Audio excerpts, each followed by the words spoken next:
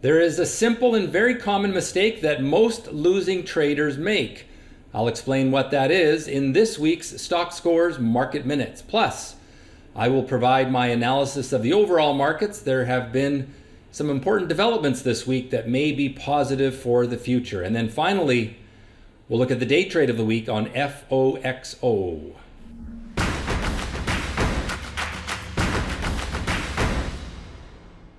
So there's a common mistake that almost every unsuccessful trader tends to make. And it comes from being a normal human being. You see, in our society, in our world, we are taught from a young age that it is important to be right. If you want to get an A in school, you have to be right far more often than you are wrong. And people take that lesson and transfer it to stock trading. They go into trades thinking that they have to be right a lot, and they have a problem, they have an emotional issue with being wrong, because of course that means that they are taking a loss, which is painful. Well, the key in trading is to not worry about being right, but instead worry about making money. And you make money by being profitable over a large number of trades. Focusing on your last trade or your next trade is a big mistake. You have to view your performance in the market over a bundle of trades. 20, 30 or more trades is how you must judge your performance. And you can actually be profitable by being wrong more than you are right, which of course would get you a big F in school. So how does this work? Well, let's look at the math of it, and we talk about what we call the expected value of the trade. So let's just suppose that we have two strategies. One strategy is right 80% of the time, and when it's right, it makes $200, and when it's wrong, it loses $1,500. Then you've got another strategy that's right 40% of the time, and when it's right, it makes $2,000, and when it's wrong, it loses $200. Which strategy is better? Well, this is right 80% of the time, and many people would say that that is the better strategy because it gets an A in school, 80% accuracy rate. But let's just go through the math. If you're right 80% of the time, let's we do 10 trades. So 8 out of 10, you make $200. That's $1,600 in profits. 2 out of 10, you lose $1,500. So that means you have a loss of $3,000. And therefore your total performance after 10 trades is a loss of $1,400. Now this so-called losing strategy, which is only right 40% of the time, 4 out of 10 makes $2,000. That's $8,000 of profit. And again, these are averages. And 60% of the time you lose $200. That's $1,200 in losses after 10 trades. This strategy, which is wrong more than it is right, still makes money because when it works, it makes a big profit. And when it's wrong, the trader takes a small loss. So what do you have to do in order to achieve this? Well, first of all, you have to have the mindset that you must judge your performance over a large number of trades. Second thing is you have to limit the size of your losses. You cannot have big losses. You cannot average down, buy more of a loser, all of these things that losing traders do. And instead, when you have a winner, you should add to your winners. You should be patient with them until there is a sell signal. Let the profits run. These are all cliches that you hear in trading. Stop your losses, let your profits run. But they're more than a cliche because they are essential to your success. So change your mindset and I bet you'll change your performance. All right, let's get into this week's market analysis. And it was a interesting week in the market because stocks in general moved up nicely and we made some important breaks of some downward trend lines.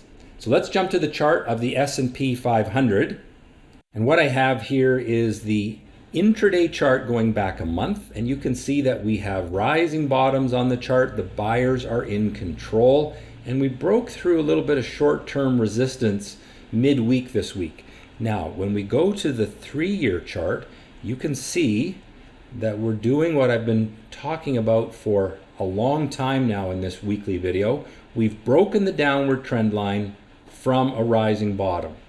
The volume is a bit light, so you don't have a lot of buyer enthusiasm. And we do have a Fed decision next week, which I think the market will be really focused on. But it seems to me that the market is predicting that the Fed is going to be less restrictive on the economy with the plan for raising rates. Now, most expect that they will raise rates again, but it's all about what has the market already priced in and what does the Fed actually do. The market's priced in a lot of interest rate raises, and the speculation that we're seeing in the market here is that maybe the Fed's going to say, hey, things are starting to work. The economy is slowing, inflation is coming down, and therefore we may not need to raise rates a whole lot more in the future. That's what the market's predicting. This week will be critical to see if we get confirmation of that. Because the break of the downward trend line is good this week, but it did so in light volume. So you don't really have that strong opinion just yet, but I do think we can have some cause for more optimism. Let's take a look at IWM, which is the small cap sector in the US.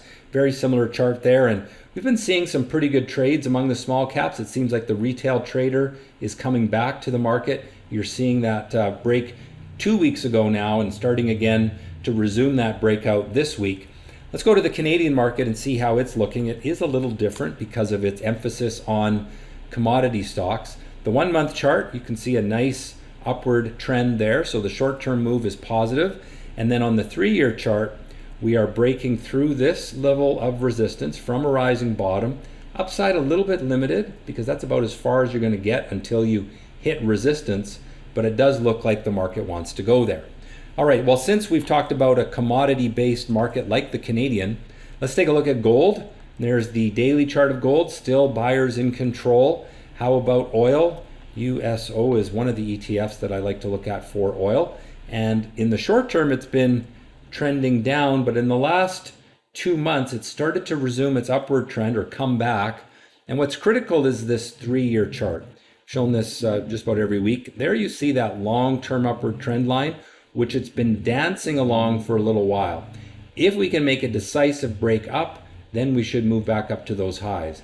If we make a decisive break down, then you want to be really careful with your oil and gas holdings because the market is predicting some weakness. All right, let's get into the currency now. We'll start with the US dollar. UUP is an ETF that represents the US dollar, and you can see it sliding lower. That's really the market predicting that the Fed is going to be less restrictive with policy. How about Bitcoin? It's been doing quite well the last month. You can see that it's been moving higher, and so for the short-term trader, Bitcoin has been a good trade. Not necessarily just Bitcoin, you can also trade the crypto miners. There's a number of those that have been doing well lately. So this is actually, in the short term anyway, a hot sector of the market. However, in the long term, you still are climbing this wall of pessimism. It's going to take a lot of volume, a lot of enthusiasm to overcome that because so many people are sitting in losses in Bitcoin and other cryptocurrencies. All right, well, how about interest rates? TBT is the chart I like to use as a graphical representation of interest rates. And you can see, again, the market went parabolic, got a little ahead of itself. Now it's come back to the trend line. It's starting to move down, and the market is basically predicting that interest rates, in the bond market anyway, are going to pull back, and that would be sort of supported by the Fed this coming week if the Fed says something which indicates that they're not going to raise rates so aggressively. All right, so let's look at my ratings then, jump back into here. So US stocks remain long-term neutral, but almost bullish. I didn't want to quite do it. I want to see one more week of strength before I get too excited. But bullish in the short term. Same thing for Canadian stocks, neutral long-term, simply because it doesn't have a lot of upside to the next level of resistance. Gold, bullish short-term, long-term neutral. And the reason I've done this is because gold has risen. Maybe we'll jump back to the chart here. I should show you this. Gold has risen up to resistance on the longer term chart. So here's the 3-year. We've had this great run the last 3 months, and we're getting up towards this price peak where we may get stuck. Got a little bit more upside till it gets there, but expect that there should be some profit taking when we hit that ceiling. It tends to happen when you rally into resistance, you tend to get stuck at resistance. US dollar, long-term neutral, short-term bearish. It is at an area of support where it should bounce, but it hasn't shown any sign of bouncing. Bitcoin, long-term neutral, short-term bullish, and then interest rates neutral on both time frames. All right, well, let's get into this week's day trade of the week. Of course, we have a service on Stockscores called Active Live, where you can watch my analysis screen, calculating different indicators, looking for hot stocks early in the trend. We usually catch them within a minute or two of them starting to move. And one of the tools that we use for that is just basically looking for abnormal activity and a strategy I call an intraday pullback play. So in the case of this stock, FOXO, it got picked up by my algorithms early in the day because it was trading abnormally. Then we're looking for a place to jump on board. We're looking for a place where we have an action candle, which is the little yellow dot there, breaking a pullback.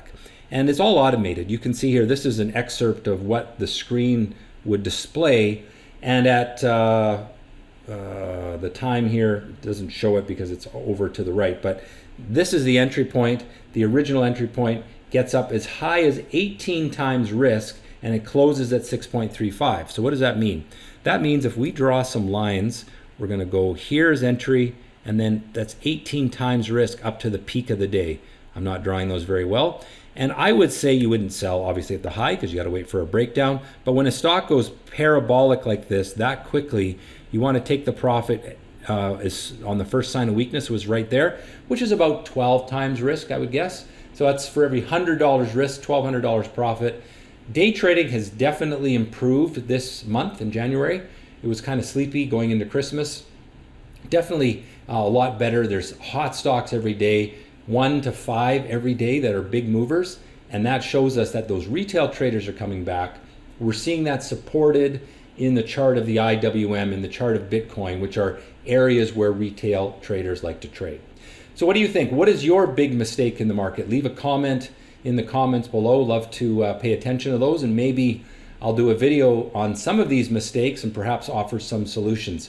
If you enjoyed this video, click the like button, and most importantly, trade well.